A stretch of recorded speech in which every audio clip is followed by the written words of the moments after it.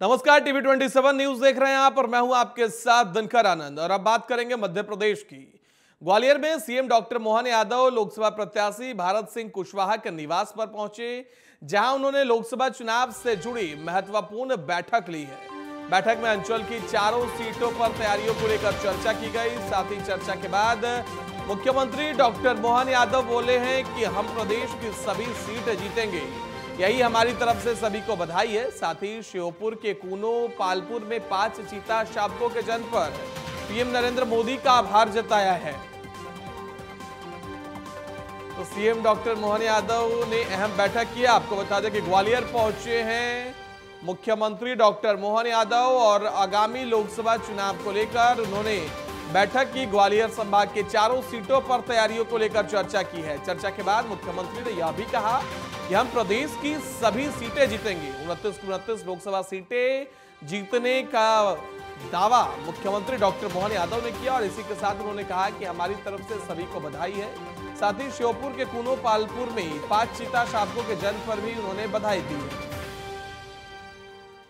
तो मुख्यमंत्री डॉक्टर मोहन यादव ग्वालियर पहुंचे और आपको बता दें ग्वालियर पहुंचने के बाद उन्होंने ग्वालियर संभाग के चारों सीटों पर तैयारियों को लेकर चर्चा की और यह चर्चा के दौरान की तस्वीरें हैं। मुख्यमंत्री डॉक्टर मोहन यादव के साथ विधानसभा अध्यक्ष नरेंद्र सिंह तोमर भी आपको नजर आ रहे हैं। आपको बता दें कि ग्वालियर में सीएम डॉक्टर मोहन यादव लोकसभा प्रत्याशी भारत सिंह कुशवाहा के घर पहुंचे थे, जहां उन्होंने लोकसभा चुनाव से जुड़ी महत्वपूर्ण बैठक की। बैठक में अंचल की चारों सीटों को लेकर मुख्यमंत्री ने चर्चा किया और चर्चा के बाद सीएम ने कहा कि हम प्रदेश की सभी 29 सीटें जीतेंगे।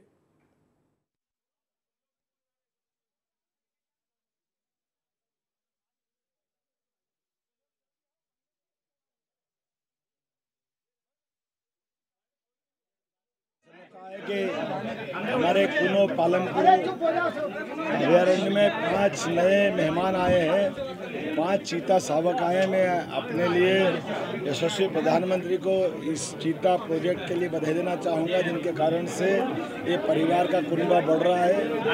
मैं इसी के साथ साथ आज विभिन्न कार्यक्रमों में सम्मिलित हुआ।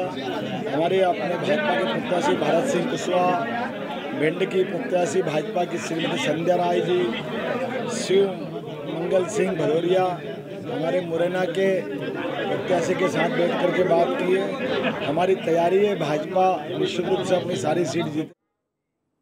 वहीं अगली खबर भोपाल से है, जहां आज मोहन यादव कैबिनेट की बड़ी बैठक होनी है। लोकसभा चुनाव से पहले बड़े निर्णय लिए जा सकते हैं इस बैठक में। आपको बता दें कि किसानों को हित में रखकर सिंचाई परियोजना को स्वीकृति मिल सकती है। महंगाई से राहत बढ़ाने पर भी विचार संभव है। तो आपको बता दें कि लोकसभा चुनाव से पहले यह अंतिम कैबिनेट बैठक मोहन यादव सरकार की होगी। आज बता दें कि ठीक सुबह 11:30 बजे बैठक की शुरुआत होगी। लोकसभा चुनाव से पहले इस बैठक में बड़े निर्णय लेने की उम्मीद जताई जा रही है। सिंचाई परियोजना को भी इस दौरान स्वीकृति मिल सकती है। तो बड़ी जानकारी आपके साथ साझा कर रहे हैं, जहां आगामी लोकसभा चुनाव की तारीखों के ऐलान से पहले आज मोहन यादव कैबिनेट की बड़ी बैठक होगी। बैठक में महंगाई से राहत बढ़ाने पर विचार संभव है। साथ ही सिंचाई परियोजना को लेकर भी आज स्वीकृति मिल सकती है।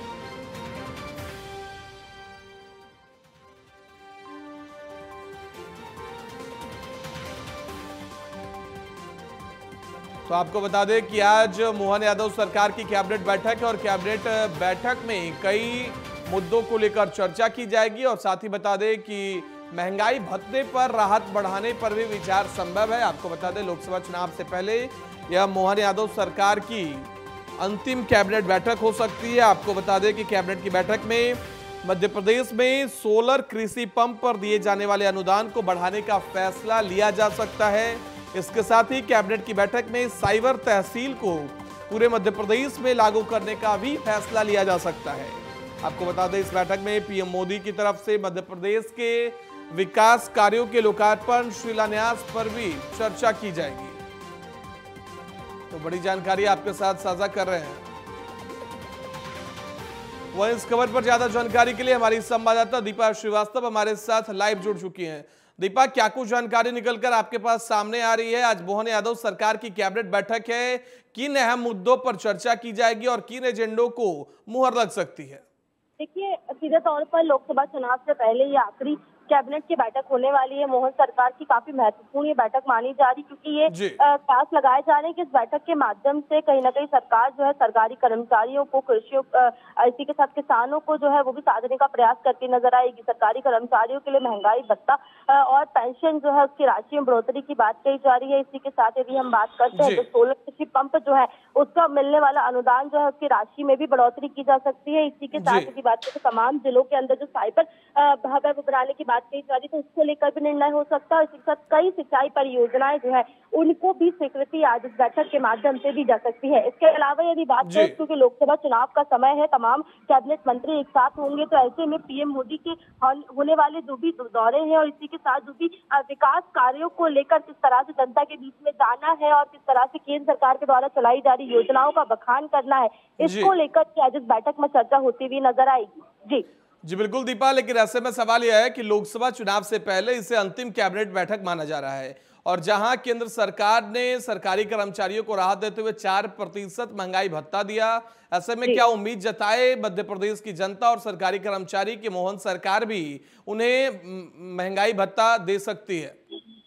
देखिए, बिल्कुल जिस तरह से चुनाव नजदीक है और ऐसे में सीधे तौर पर सरकारी कर्मचारियों को साधने का प्रयास जो है वो सरकार के माध्यम से किया जा रहा है। ऐसे में कयास लगाए जा रहे हैं कि आज महंगाई भत्ते में जो बढ़ोतरी है वो भी की जा सकती है और इसी के साथ पेंशन जो है उसकी राशि जो है और महंगाई राहत के लिए भी पैसे जो है वो बढ़ाए जा सकते हैं। तो सीधे तौर पर इस बैठक के माध्यम से किसानों पर और सरकारी कर्मचारियों पर सबसे ज्यादा फोकस आज हमें देखने को मिलेगा। जी बिल्कुल दीपा, एक तरफ जहां लगातार विपक्ष की कोशिश है कि सरकार को महंगाई के मुद्दे पर घेरा जाए, बेरोजगारी के मुद्दे पर घेरा जाए, वहीं सरकार की आज की कैबिनेट बैठक में महंगाई भत्ता देना कितना कारगर साबित हो सकता है।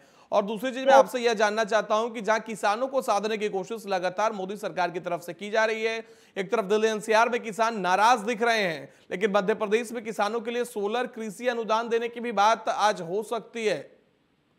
देखिए, सीधे तौर पर किसानों की यदि हम बात करते हैं तो हमें देखने को मिलता है कि जो खास तौर पर किसान तबका है वो कहीं ना कहीं सरकार से काफी ज्यादा नाराज है। पूरे देश भर में किस तरह से किसान आंदोलन का जो प्रभाव है वो देखने को मिल रहा है। सीधे तौर पे भले ही तमाम लोग इस आंदोलन से ना जुड़ रहे हो, लेकिन तमाम जो कह सकते किसान है वो इस आंदोलन का समर्थन करते नजर आ रहे हैं। ऐसे में इन किसानों को साधना और चुनाव में इनके वोट को हासिल करना एक बड़ी चुनौती जो है वो सरकार के लिए रहने वाली है। तो ऐसे में जो किसान है उन्हें साधने के लिए एक जो बाकी स्कोप है वो सरकार खेलने वाली है और इसीलिए कई बड़ी योजनाएं, कई बड़े अनुदान और इस तरह से सिंचाई परियोजना की बात की जा रही है, तो वो भी आज हमें इस कैबिनेट की बैठक में देखने को मिल सकता है।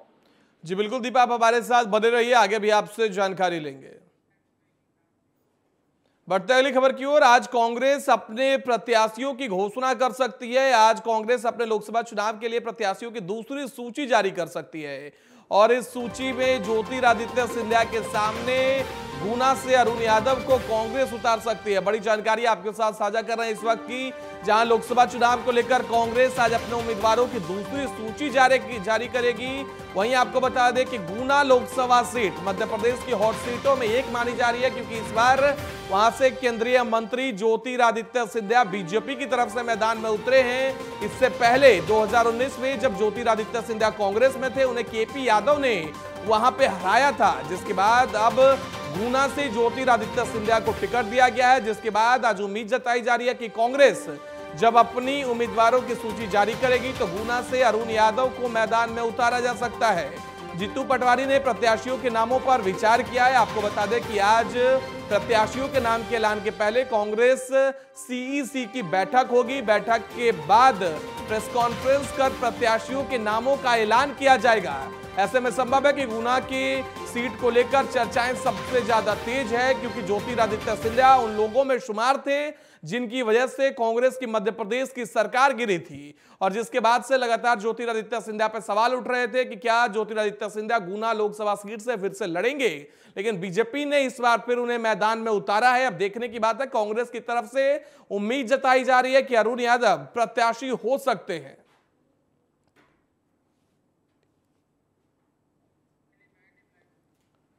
तो बड़ी जानकारी आपके साथ साझा कर रहे हैं, जहां आज कांग्रेस लोकसभा चुनाव को लेकर दूसरी सूची जारी करेगी। आपको बता दें कि पहली सूची में 41% ओबीसी और अल्पसंख्यकों को कांग्रेस ने जगह दी अपनी उम्मीदवारों की सूची में। जहां एक तरफ कांग्रेस की कोशिश है ओबीसी मुद्दे को उठाने की, जातिगत जनगणना की मांग करने की, उसी के मद्देनजर आज दूसरी सूची जारी हो रही है और इसमें उम्मीद जताई जा रही है कि मध्य प्रदेश के सबसे हॉट सीट माने जाने वाली यानी गुना लोकसभा सीट पर आज कांग्रेस अपना प्रत्याशी ऐलान कर सकती है।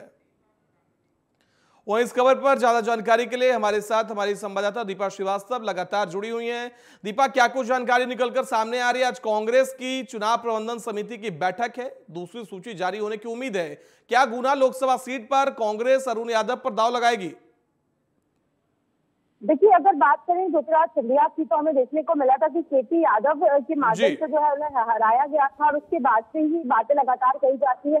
पूर्व में भी जिस तरह से प्रेस कॉन्फ्रेंस के दौरान जीतू पटवारी ने ये बात कही थी कि केपी यादव जैसा ही कोई व्यक्ति आएगा, यानी कि ये बात कहीं ना कहीं साफ कही गई थी कि कोई यादव समाज से ही जो है गुना सीट पर तारने वाले हैं। ऐसे में सबसे आगे जो है नाम अरुण यादव का चल रहा है, यानी कि पार्टी के सबसे वरिष्ठ नेताओं में इनकी गिनती होती है, काफी वरिष्ठ नेता माने जाते हैं और काफी समय से अपनी पार्टी से ही नाखुश नजर आ रहे हैं। तो साफ तौर पर लगातार ही बातें कही जाती है कि किस तरह से उन्हें पार्टी के द्वारा दरकिनार करने का काम किया गया। तो ऐसे में जहाँ रूठे कार्यकर्ताओं को मनाने में कांग्रेस जुटी हुई है और लगातार जहाँ पे कई जो बड़े नेता है वो पार्टी का दामन छोड़कर जा रहे थे, ऐसे में यादव वोट बैंक को साधने के लिए और इसी के साथ वरिष्ठ नेता को जगह देने के लिए सिंधिया के खिलाफ पार्टी जो है अरुण यादव को चुनावी मैदान में उतार सकती है। इसके अलावा यदि बात करें तो कई अन्य सीटों के ऊपर भी आज जो मोहर लग सकती है। सीधी से कमलेश्वर पटेल जो है उनका नाम भी काफी ज्यादा तेजी से हमें सुनने को मिलता है, तो हो सकता है कि उनमें भी आज यहाँ से टिकट का डिक्लेरेशन जो है वो हो सकता है। जिस तरह से आज शाम को बड़ी बैठक का आयोजन दिल्ली में होने वाला है, तो इसमें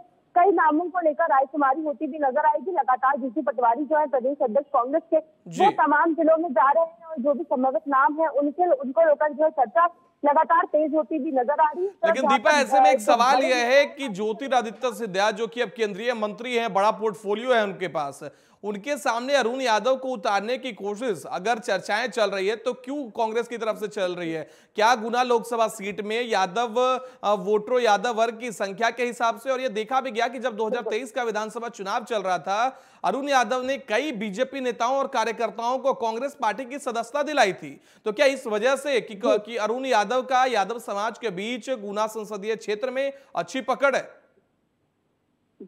देखिए, अगर अरुण यादव की बात करते हैं तो ओबीसी वर्ग से आते हैं और ऐसे में यादव वोट बैंक भी है। तो अगर हम गुना सीट की बात करते हैं तो यहाँ पर पूर्व में भी हमें देखने को मिला था कि केपी यादव के द्वारा जहाँ पर ज्योतिराज सिंधिया को जो हराया गया था, तो ऐसे में निश्चित तौर पर कई फैक्टर्स के माध्यम से गुना सीट से कांग्रेस उन्हें टिकट दे सकती है। सबसे पहले गुना में यदि हम बात करते हैं तो जो यादव वोटर्स है उनकी संख्या काफी ज्यादा है, उन्हें साधने के लिए। इसी के साथ यदि बात करें तो तमाम अन्य राज्यों में भी अरुण यादव को जो है उपयोग किया जा सकता है, क्योंकि पार्टी के वरिष्ठ नेता माने जाते हैं। यादव समाज के एक बड़े नेता के रूप में जाना जाता है और हम जिस तरह से जानते हैं कि यादवों में काफी ज्यादा एकता होती है, काफी ज्यादा जो है मिलजुल कर ये सभी रहते हैं। तो ऐसे में सीधे तौर पर यादव वोट बैंक को साधने के लिए, ओबीसी वर्गों को साधने के लिए एक बड़ा फैक्टर इसे हम देख सकते हैं। जी बिल्कुल, बहुत बहुत धन्यवाद दीपा आपका हमारे साथ जुड़ने के लिए और ज्यादा जानकारी देने के लिए।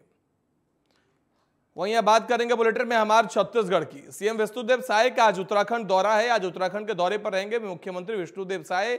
रायपुर एयरपोर्ट से देवघर के लिए रवाना होंगे। आपको बता दें कि बाबा बद्रीनाथ मंदिर जाएंगे सीएम विष्णुदेव साय। तो बड़ी जानकारी आपके साथ साझा कर रहे हैं, जहां छत्तीसगढ़ के मुख्यमंत्री आज रायपुर एयरपोर्ट से देवघर के लिए रवाना होंगे। बाबा बद्रीनाथ मंदिर में मुख्यमंत्री विष्णुदेव साय जाएंगे और उसके बाद सीएम विष्णुदेव साय आज वहां पूजा अर्चना करते हुए नजर आएंगे। आपको बता दें सीएम विष्णुदेव साय का उत्तराखंड दौरा है और उत्तराखंड के बाद आज मुख्यमंत्री रायपुर एयरपोर्ट से देवघर के लिए रवाना होंगे। बाबा बद्रीनाथ मंदिर जाएंगे सीएम विष्णुदेव साय।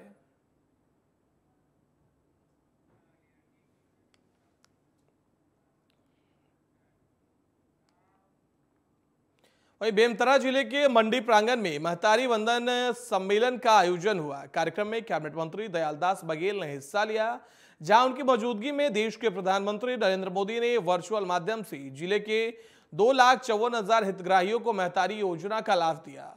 महिलाओं के खाते में 25 करोड़ से ज्यादा की राशि लाभ के रूप में दी गई। इस मौके पर कैबिनेट मंत्री हितग्राहियों को संबोधित करते हुए कहा कि मोदी की गारंटी पूरी होने और महिलाओं को बधाई। महतारी वंदन योजना का लाभ मिलने से हितग्राहियों में खुशी की लहर है। महिलाओं ने देश के प्रधानमंत्री नरेंद्र मोदी के साथ प्रदेश के विष्णुदेव सरकार का धन्यवाद किया।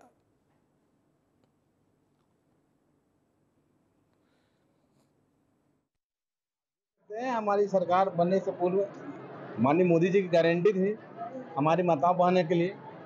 अब आज यशस्वी मुख्यमंत्री माननीय विष्णुदेव साय द्वारा 1,000 रुपये हमारी माताओं बहनों के खाते में डाला गया। आप देख सकते हैं चेहरे में मुस्कान हमारी माताओं बहनों की।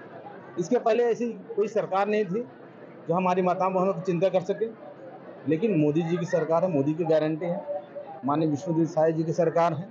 उन्होंने माताओं बहनों का ध्यान रखा है, उनकी चिंता की है और 1,000 रुपये डालने का काम किया है। निश्चय इससे हमारी माताएं बहनें जो है सशक्त होंगी। सबसे पहले मैं नरेंद्र मोदी को बार बार बहुत बहुत धन्यवाद देती हूँ और हमारे मुख्यमंत्री विष्णुदेव साय को धन्यवाद दूंगी, जो कि नारी शक्ति को इतने अच्छे से मैंने उन लोगों ने ऊंचा बढ़ाने के लिए 1,000 रुपये प्रोत्साहित देकर हम लोगों को नारी शक्ति को बहुत सम्मान दिया है। हम अपने घर में उस 1,000 पैसे को अपने परिवार चलाने के लिए उसमें खर्चा करेंगे और हम लोग अपने नारी शक्ति को सशक्त बनाने के लिए, मजबूत बनाने के लिए हमारे प्रदेश को बहुत बहुत धन्यवाद देते हैं। वहीं राजनांदगांव जिले के महिला बाल विकास के तत्वाधान में ऑडिटोरियम में महतारी वंदन कार्यक्रम किया गया। इसमें राजनांदगांव विधानसभा क्षेत्र के हजारों महिलाओं ने प्रधानमंत्री के द्वारा आज योजना की प्रथम बार राशि का वितरण हुआ। कार्यक्रम में बीजेपी उपाध्यक्ष मधुसूदन यादव, जिले के कलेक्टर, जिला पंचायत सीईओ, नगर निगम आयुक्त पदाधिकारी मौजूद रहे। इसके साथ ही महिलाएं अपने खाते में 1,000 रुपये पाकर खुश नजर आई।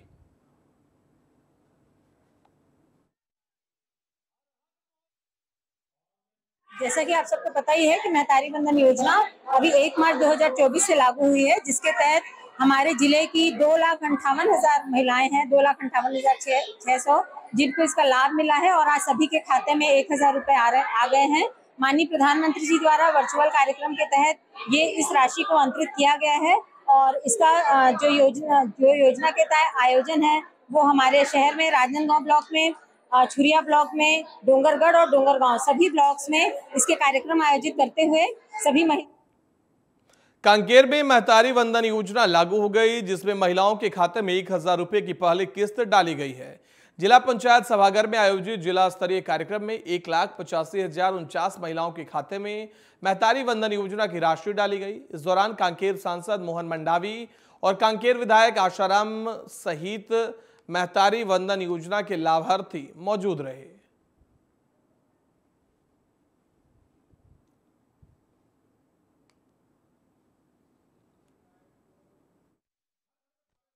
पहले तो हमारे मीडिया को साथियों को धन्यवाद देता हूं। ये हमारे बहुत ही महत्वपूर्ण सरकार की योजना है, नारी वंदन योजना। हमारे माताएं, हमारे बहनें जो शादीशुदा है, उनको हर महीना 1,000 रुपया देने के जो हमारे मोदी जी की गारंटी के अंतर्गत आता है।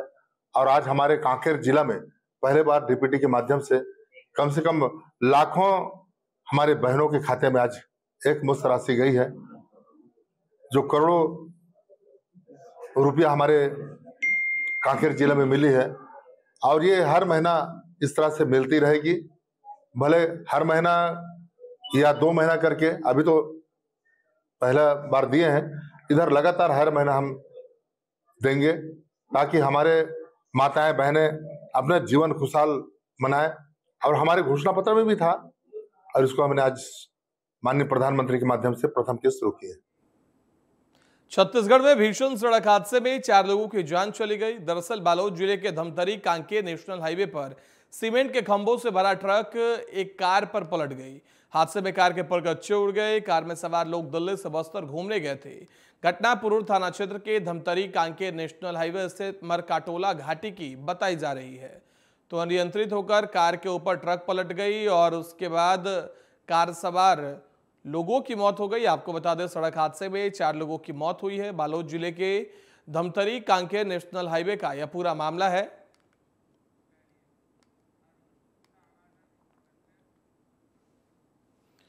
खबर पर ज्यादा जानकारी के लिए हमारे संवाददाता अरुण गुप्ता फोन लाइन पे हमारे साथ जुड़ गए। अरुण, क्या कुछ जानकारी निकलकर सामने आ रही है? कैसे पूरा यह हादसा हुआ जिसमें 4 लोगों की मौत हुई है?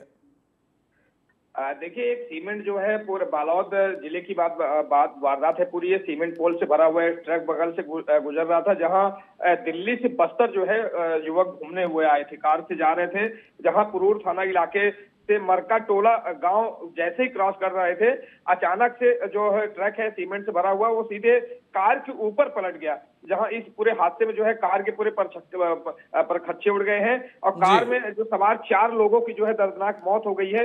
वहीं जो है पुलिस और ग्रामीणों की मदद से जो है सबको बाहर निकाला जा रहा था। जो घायल है उनको भी, एक व्यक्ति घायल होने का दावा किया जा रहा है, उसको भी बाहर निकाला जाए। घायल को जो है नजदीकी जिला चिकित्सालय में भर्ती कराया जा रहा है। वहीं मृतकों को जो है पहचान करके और उनके परिजनों को जो है जानकारी पहुंचाई जा रही है। जी बिल्कुल अरुण, लेकिन इस दुर्घटना के पीछे की वजह क्या मानी जाए? क्या ड्राइवर की गलती की वजह से दुर्घटना हुई है? आखिर ट्रक अनियंत्रित कैसे हुई और क्या चालक पुलिस की गिरफ्त में आ पाया है? देखिए दिनकर, इसमें सबसे बड़ी बात है सीमेंट पोल से ओवरलोड भरा हुआ ट्रक था और ट्रक जो है क्षमता से ऊपर भरा हुआ था, जिस कारण से ओवर स्पीड भी चल रहा था। स्पीड के कारण क्या है कि जो बैलेंसिंग, पीछे का जो बॉडी के बैलेंसिंग, उसकी बैलेंसिंग बिगड़ गई ट्रक की और सीधे कार के ऊपर ही वो जाके पलट गया। इसमें इस पूरे वारदात में जो है 4 लोग बेमौत मारे गए हैं। जी बिल्कुल, बहुत बहुत धन्यवाद अरुण आपका हमारे साथ जुड़ने के लिए और ज्यादा जानकारी देने के लिए। पिंडरा जीपीएम पुलिस और साइबर सेल का अवैध चंदन तस्करों के खिलाफ अभियान जारी है। इस अभियान के तहत पुलिस और साइबर सेल ने संयुक्त रूप से कार्रवाई करते हुए अंतरराज्यीय चंदन तस्कर गिरोह के 2 तस्करों को गिरफ्तार किया है। पुलिस ने गिरफ्तार आरोपियों के पास से 1 क्विंटल चंदन के पेड़, 1 कार बरामद की है। पुलिस ने गिरफ्तार आरोपियों से पूछताछ कर मामले की जांच शुरू कर दी है।